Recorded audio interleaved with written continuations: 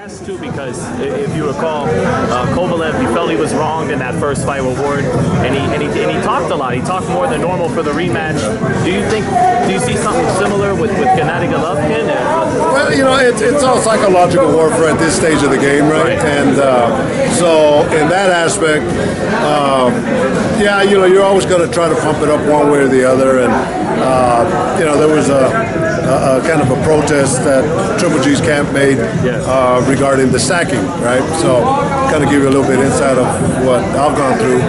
But before this fight was booked, Bob Bennett, the director of the Athletic Commission here, called me and asked for my opinion because Abel Sanchez says that stacking it creates a cast and the guy will be punch harder. So being that Bob knows I wrap a lot of hands and my job is fighter safety, and he asked what my opinion was, and I told him it was bullshit. You know, I think, you know, the only reason you wrap a fighter's hands so you don't break them. So, you know, and the compliment or the thing of it turns into a cast. Man, I've gotten tons and tons of compliments from fighters that I rap for the first time, and they say, man, it feels like a cast. That's a compliment. Right. So that alone will get you to throw a little bit harder. And the theory of he's going to punch harder, well, yeah, because he's going to protect his hands, and that's the bottom line, is protecting his hands. So no foul play there. No, outside, and let me add to that, outside of, you know, okay, well, how do we really put more justification on that, on the stack wrap, opposed to the conventional wrap? So I met with Bob Bennett the following day, and I wrapped his hands the conventional way, wrapped his hands the stacking way. He really didn't feel much of a difference. The next day he brought in a hand specialist. I did the same thing. Guy's a microsurgeon, so he understands hands. Metacarpals, I mean, look at that. You know, that's the #1 injury for a lot of fighters. Right. And then when you punch, you hit here. So, you know, so he didn't feel no difference. Kevin Ioli, of course, a couple weeks ago, I did the same thing here at this gym. And he says, you know, Abel Sanchez is a friend of mine, and I'll be honest. Yeah, I want you to be honest, because we want to make sure that this is done right. No fighter is an unfair advantage. He didn't see much of a difference outside that it was a little bit more tension here, but I said, well, I could do the same thing. When you wrap a hand, it's not how much gauze or tape you put, it's the kind of tension you put to protect the metacarpals, the wrist, the thumb.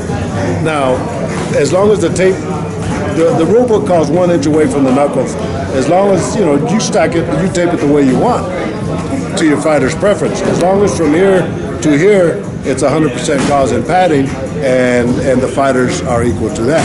Though, so in doing that, then that became Canelo wrapping the stack way. So in that aspect, you know, you gotta have to kind of educate. But, you know, once again, it's psychological warfare at that stage of the game. Right, is it gamesmanship? Yeah, of course, that's exactly what it is. And but the bottom line is protecting the fighter's hands, because these are $1 million hands, you know, and you know, every fighter has.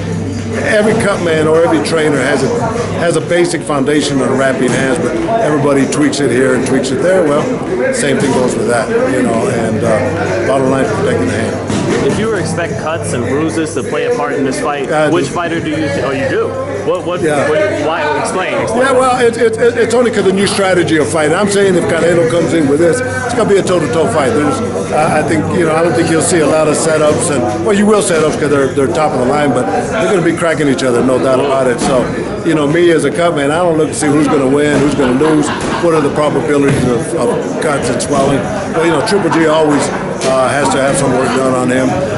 Canelo, you know, he has some bruising and all that, but it's a cut man's work, cut man's dream. Oh, Canelo's face holds up pretty good, you think? Yeah, it does. Yeah. It does a little bit better more than Triple G, you know. And but Triple G hasn't been in any serious swelling or cuts or anything like that. But Cutman's going to have to work on them every round, especially if they go to the toe, and just do maintenance on them, you know, and make sure that the swelling is maintained, and if there's a cut, get on it right away, and it should be for an exciting fight. Do you cut up easier as you get older? I don't know. I haven't got cut since I was, you know.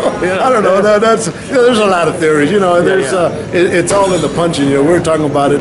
The Vaseline in theory is so you put Vaseline in theory that the punches slide off, but look at all the guys that get cut, you know, and they have Vaseline. So that theory is as good as any other one, you know. So no, it's all on how you get hit and when you get hit, and you know, everything is angled.